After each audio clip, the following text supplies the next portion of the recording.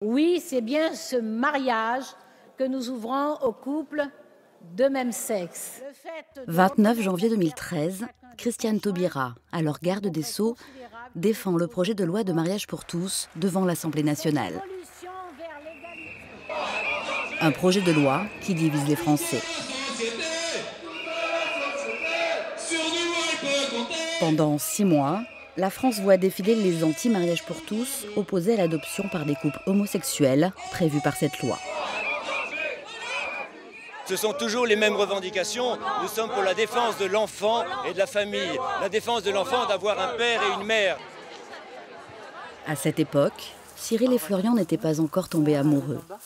Tous les deux se rappellent de cette période comme si c'était hier. Ah, il y a longtemps qu'on en a pas parlé. Oui.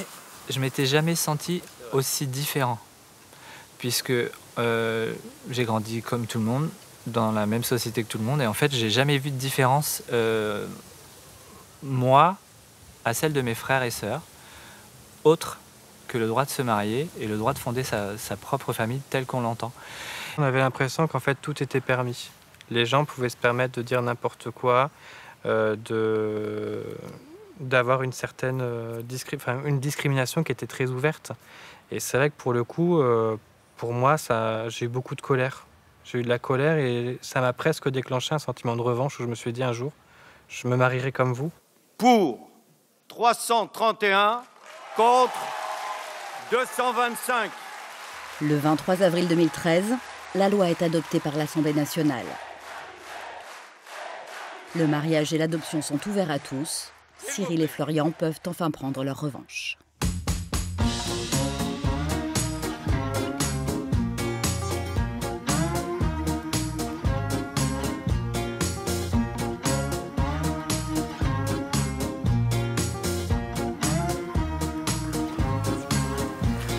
C'était vraiment par amour en fait. Ouais. On s'est mariés par amour.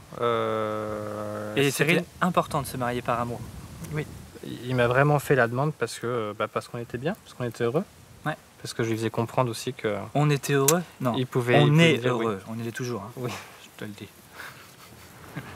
On voulait juste vivre la même vie, plan que tout le monde en gros. On veut juste les mêmes droits et les mêmes problèmes et puis vivre nos vies comme on a envie de l'entendre. Une vie ordinaire qu'il n'imagine pas sans enfant. C'est dans la tête de Cyril que naît d'abord cette envie. Bien avant de rencontrer Florian, il se lance dans un projet d'adoption. Ah, ça a été très difficile. Ça a été très difficile parce que à ce moment-là, j'avais essayé la coparentalité 1 fois, 2 fois, imaginé 3 fois. J'ai mis tous mes espoirs dans l'adoption. L'adoption nationale, où j'ai rapidement compris que ce n'était pas possible, l'adoption internationale, où là, j'attendais, et j'attends encore, des retours de mes demandes. Là, ça a été très compliqué, où il a fallu accepter que peut-être je ne serai pas parent. Car Cyril est confronté à la dure réalité des chiffres. D'un côté, la France compte peu d'enfants à adopter, 1000 pour 10 000 agréments accordés chaque année. De l'autre, le bilan 10 ans après la loi. Environ 200 couples de même sexe ont réussi à devenir parents par cette voie depuis 2013. Pour Tatiana Cordier, juriste et militante LGBT à Tours, ce faible nombre d'adoptions s'explique aussi par une discrimination persistante. La loi pour le mariage pour tous a permis aux couples de penser que c'était possible d'avoir accès à l'adoption. Finalement, les chiffres pourraient montrer que ce n'est pas le cas. Et donc, c'est assez énervant pour les couples de se dire que on nous dit que c'est possible, on nous tend une carotte. Et en fait, dans les faits, les conseils départementaux et les conseillers départementaux mettent les dossiers des couples homoparentaux tout en dessous des autres dossiers. Et en fait, ils passent en dernier et n'ont pas accès à ce bonheur-là d'être parents grâce à l'adoption. Sur les 6 départements de la région Centre-Val de Loire, seuls 3 nous ont transmis les chiffres d'adoption par des couples de même sexe. Parmi eux, le Loir-et-Cher. En 10 ans, 3 couples ont pu adopter un enfant. Moi, je peux vous dire qu'aujourd'hui, dans la pratique, aujourd'hui, on a quand même une pratique qui est extrêmement claire. On a des critères, en fait, identifiés. On instruit les dossiers où on se base sur l'évaluation, en fait, des travailleurs sociaux et l'évaluation des psychologues. Et c'est sur ces bases d'argumentaire-là que notre référente adoption présente les dossiers.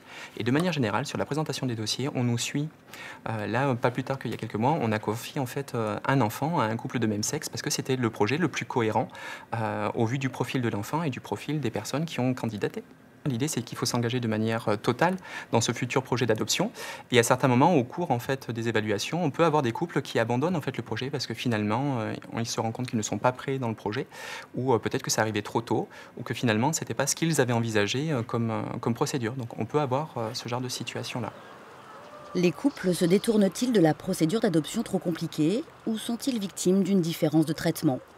Toujours est-il que depuis 2022, une nouvelle loi prévoit la présence d'un référent antidiscrimination dans les conseils de famille.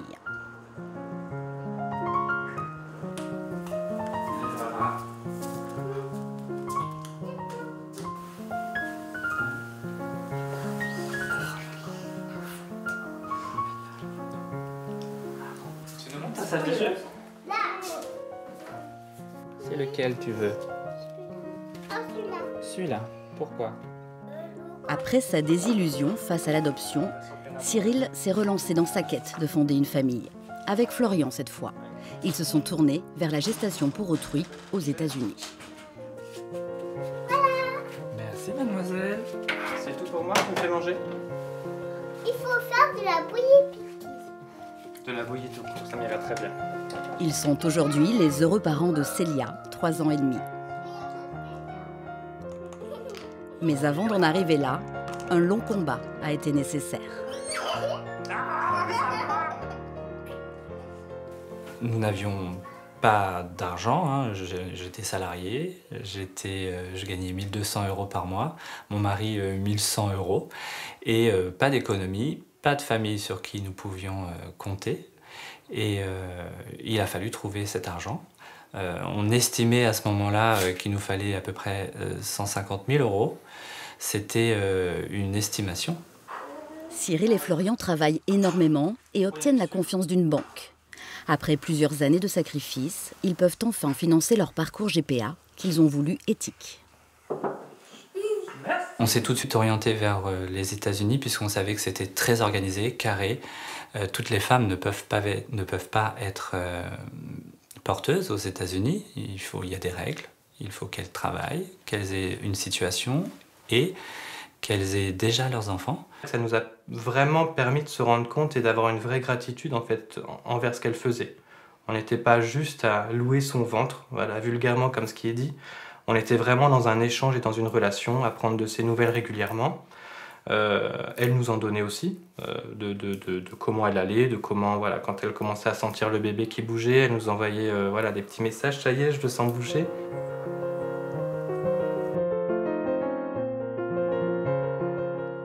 À la naissance de Célia, Florian et Cyril sont tout de suite reconnus comme ses parents aux États-Unis. En France, l'État mettra 3 ans à les reconnaître comme tels. C'est vrai que cet enfant, elle a été plus que désirée. On touche le ciel? Non. On est heureux. On est heureux en tant que parents. On est bien. On est serein.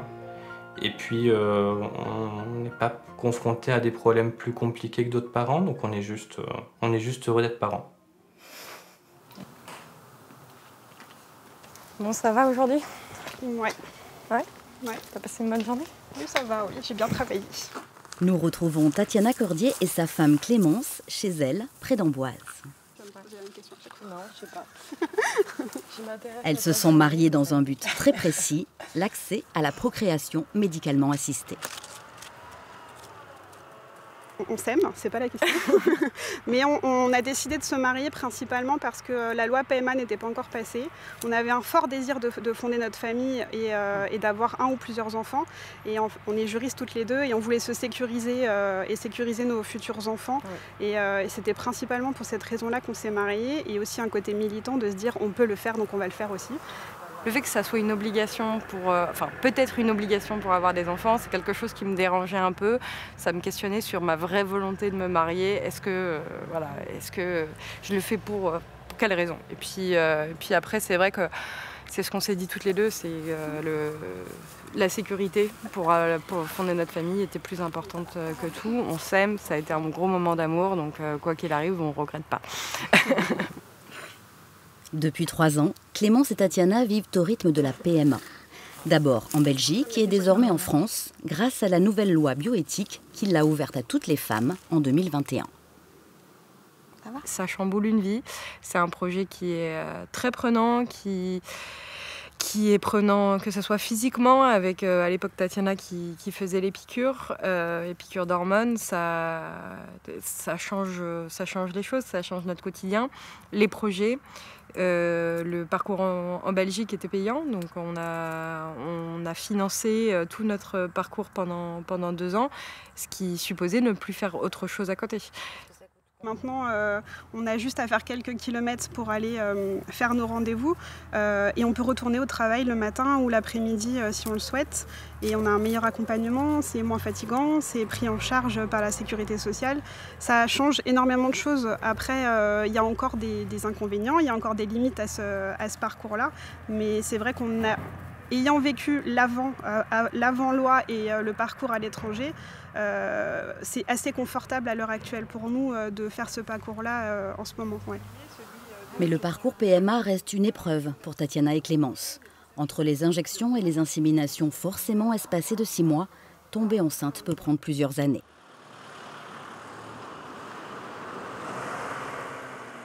Une des limites de la PMA pour toutes, c'est le don de sperme. Le SECOS, service médical d'aide à la fertilité du centre hospitalier de Tours, a multiplié par 10 le nombre d'inséminations depuis la nouvelle loi bioéthique. Plus de la moitié des patientes qu'on voit actuellement en consultation, ce sont des couples de femmes et des femmes non mariées.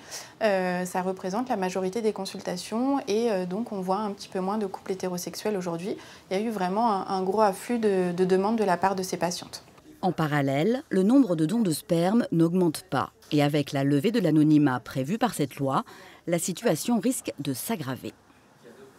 Ce qui est un peu inquiétant pour l'avenir, c'est qu'actuellement, dans une période un petit peu transitoire, on fonctionne encore avec la banque de donneurs anonymes, mais on sait qu'à très court terme, probablement 1 an et demi, on va nous demander de ne plus utiliser cette banque de donneurs qui ne sont pas en accord avec ce nouveau texte de loi et de basculer sur le nouveau système.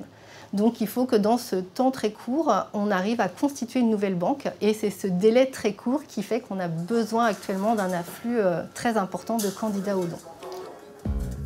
Accès à la PMA et à la parentalité, mariage, reconnaissance et protection des enfants, la loi de 2013 a marqué un tournant essentiel dans la conquête des droits de la communauté LGBT.